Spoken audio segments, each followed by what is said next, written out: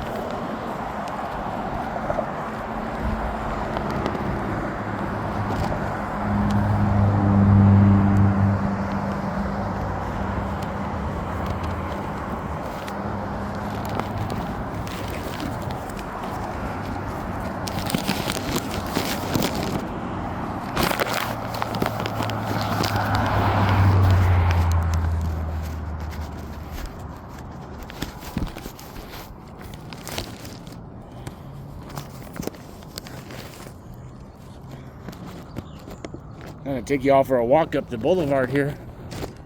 It's so noisy. They're breaking the traffic. But I'll tell you what, I got 2 bags of trash here. And, you know, coming up the road here, picking up whatever I see, like a baby diaper. Woo-wee. Remember those days. And that just give you an idea what it's like. You know, it's probably about 7:30. You see what it's like walking up the street like this. People rushing to work on their phones, not paying attention. Another baby diaper.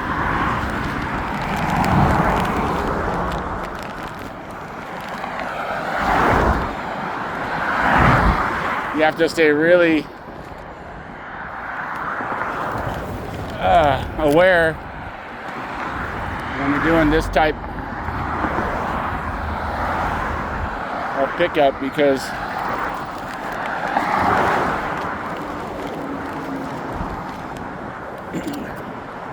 a lot of other people are not aware of what they're doing, even though they're driving a big old car going 60 miles an hour. We've all been there. Maybe doing 70 or 80 or 90. Anybody ever drive 100? That's when things start to get a little real, when you get up around 100. Just how much quicker everything's coming, and how much more aware you have to be. How much further it would take to stop. You know, how much quicker you come up on people that not expecting you when you're driving that fast. But all right, another little break, just in time to see some roadkill. I won't gross you guys out. A dead possum here. Oh boy.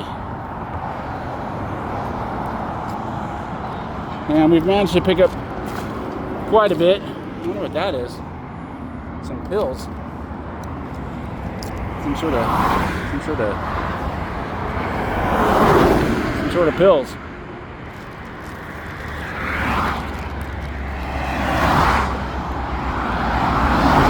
Well, I sure hope that if it's something bad, that I'm glad they lost it. But I hope if it's something that a prescription somebody needed, that they didn't lose it.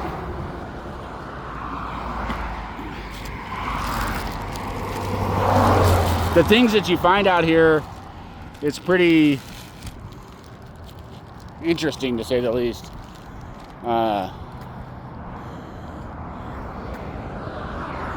I'd have to say that most of the times, because I'm not filming, not really even sure why I'm filming today.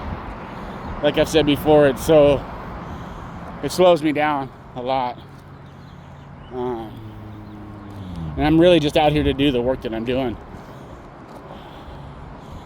You know, the filming part is to hopefully show anybody that you can do something, you know, making a difference kind of thing. That's the only real reason I'm filming. When I do. But I'm out here every day but Sunday. And, you know, I can't be filming every day.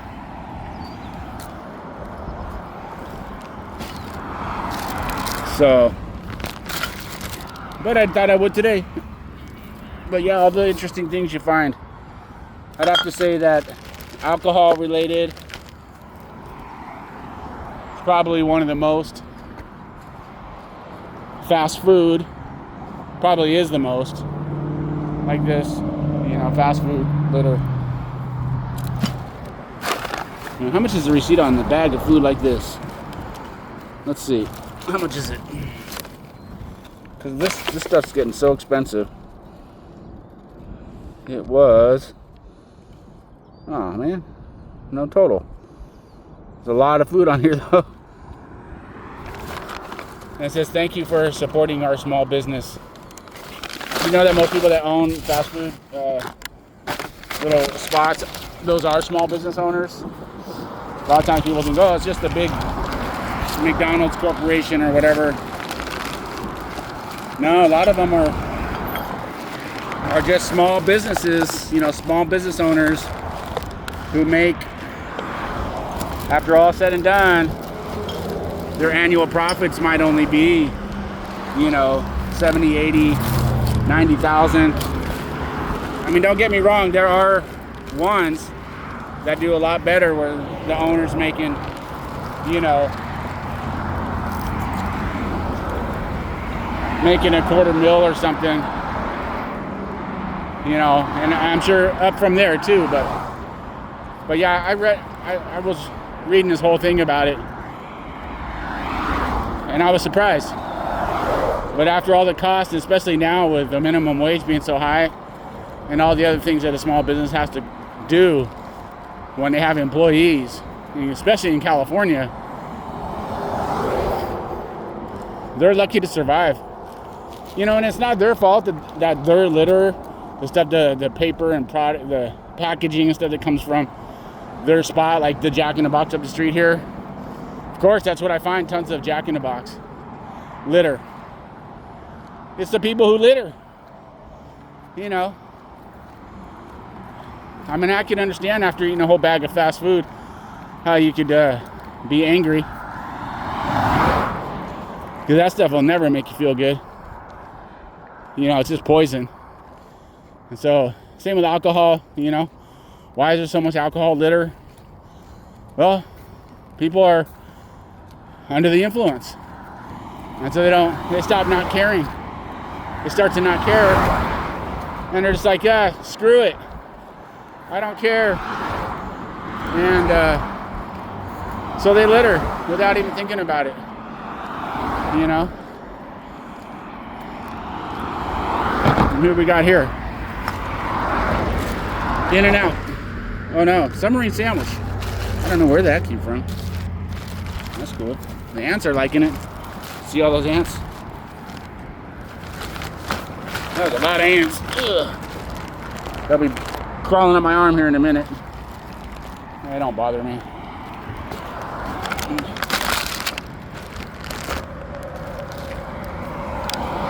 But yeah, I sometimes I just, because I see so many weird things out here that I just kind of block it out and I forget about them. I get home and my wife's like, did you see anything crazy? I'm like, no, I don't know. It's all crazy, you know?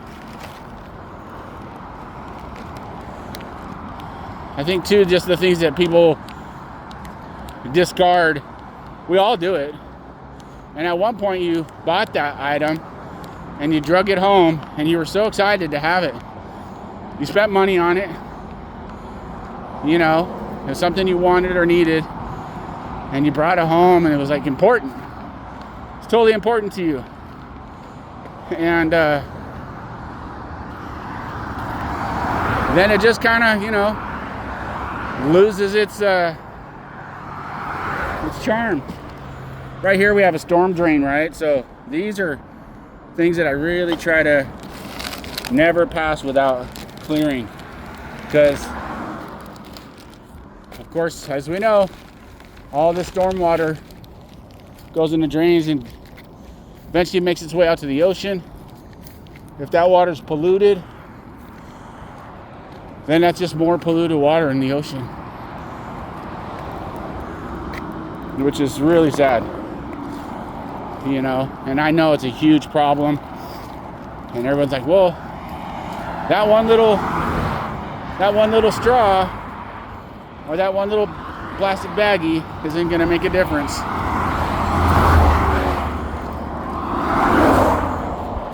Yeah, the one won't.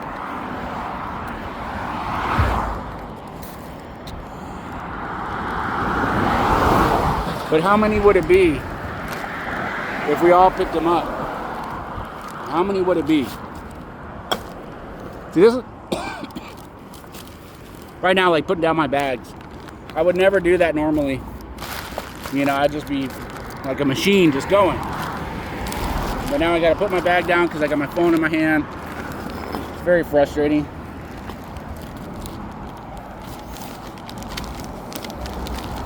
Usually when I'm doing this, I just like to fly, you know, just go, pick. No thinking about it, nothing, just go. Now I got this stupid phone in my hand. I can't even, every time I pick some up, I gotta put my bags down, pick up the litter, get them in the bags, and carry on. But yeah, I'm pretty sure that if you had 1,000,000 straws, and I know everybody laughs about the straws, and I have too. I hate those paper straws. I don't use a straw. I'm not a child. You know? I don't use straws. I don't need a device to help me drink something out of a cup. Come on.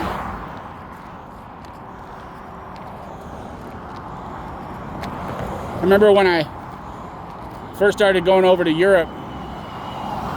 This is back in the 80s. We would ask for a straw. And they'd look at us like we were crazy. Or they thought that we were joking. Because at that time, straws were for babies, for little children who might spill or don't know how to drink out of a cup yet. And that's what they would say. They're like, well, we have straws for kids. I'm sure I know. I mean, you also didn't see any people overweight over there. But now you go over there, and it's just like here. Again, thanks to fast food, processed food, and just marketing it. You know, marketing that it's okay to be unhealthy, you know. But yeah, straws. I don't need a straw.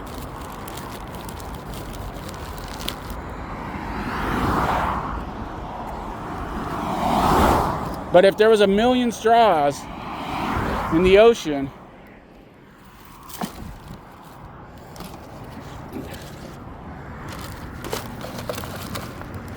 wouldn't each one of those 1,000,000 straws be one?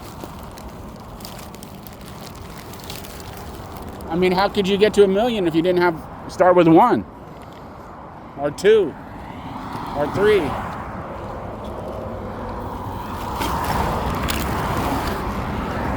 You know? Oh man, here comes somebody. Here comes somebody late for work. Late for work. Late for work. Everybody is late for work. This bozo.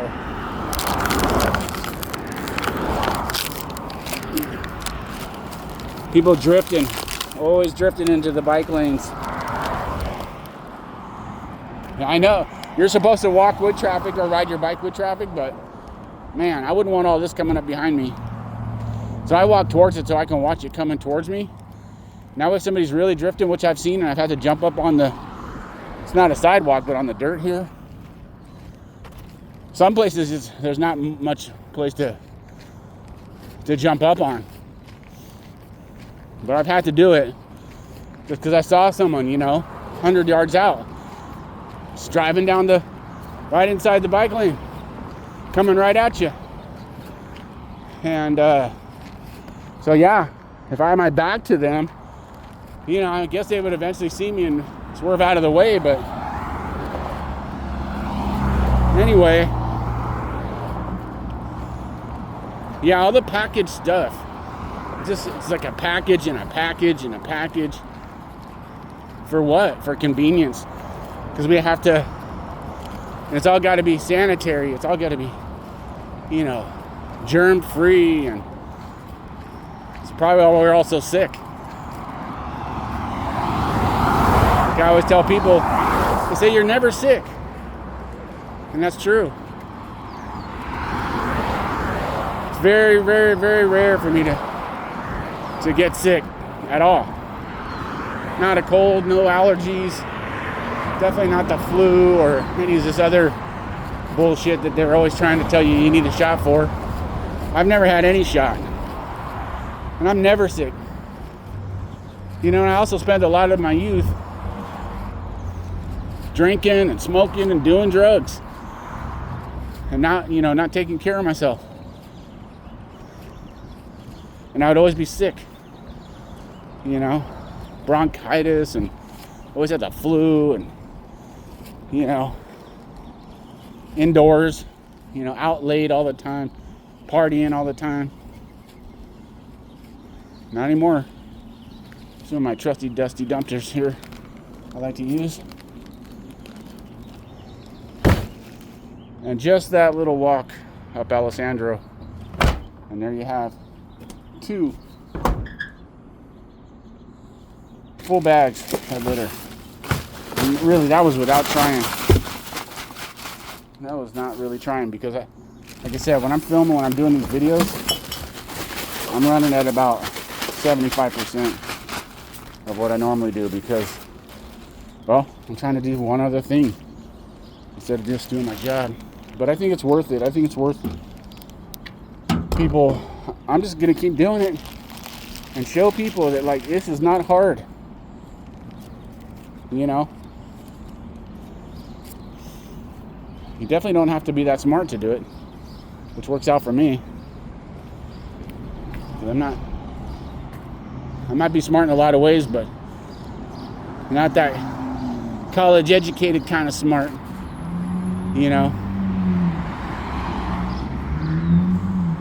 But yeah, anybody could do this. I would say especially men, because the only thing I would say, if you're elderly or maybe a female,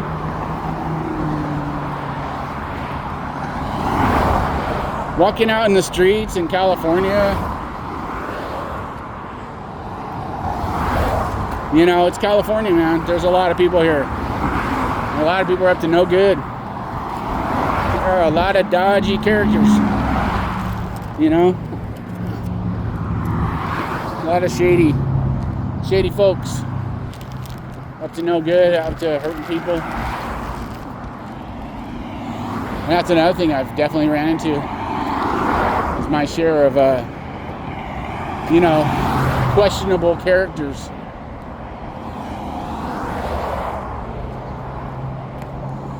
So, you got to be careful too out here. Or if you feel like you're in a place that you shouldn't be, don't be there. Or if you can't handle it, if you're, like I said, if you're elderly or you're a woman at a slight disadvantage. Yeah, sorry, women. I know. You're probably, some of you out there going, I could kick your butt. Maybe you could. I don't know. But you know what it is, more than anything, is when a predator sees, sizes things up. And they want an easy target.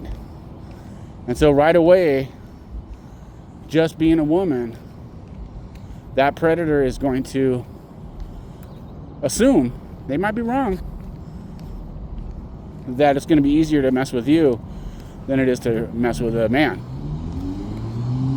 So a lot of times just being a man is a deterrent to bad guys, just because you're male. And that's unfortunate, but it's true. Okay?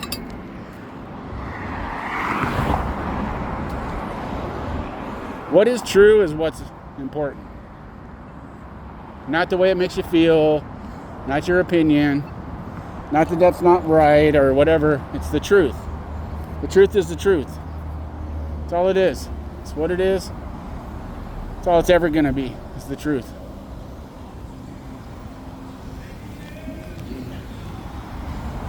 The car wash. I should go through the car wash. I am very scruffy today.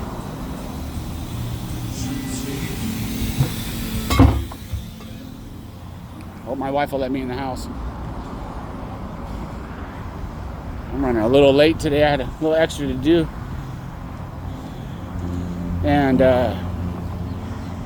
yeah, I was down at the pond today. I think I got either bit or ran into some poison oak or something. That's happened before. Well, made it back to my neighborhood, one more day alive. Did a lot of work this morning. Feel good. Just makes you feel so good to do something.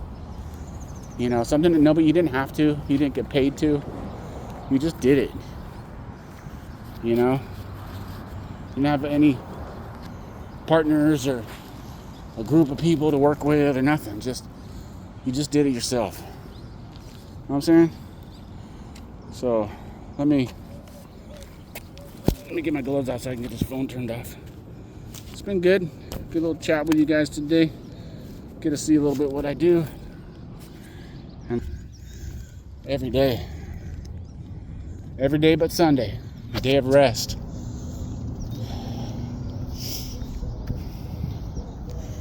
I'm in my neighborhood now, so I'm gonna shut it down. It's only Tuesday. We got a whole week ahead of us. Happy Memorial Day coming up. Enjoy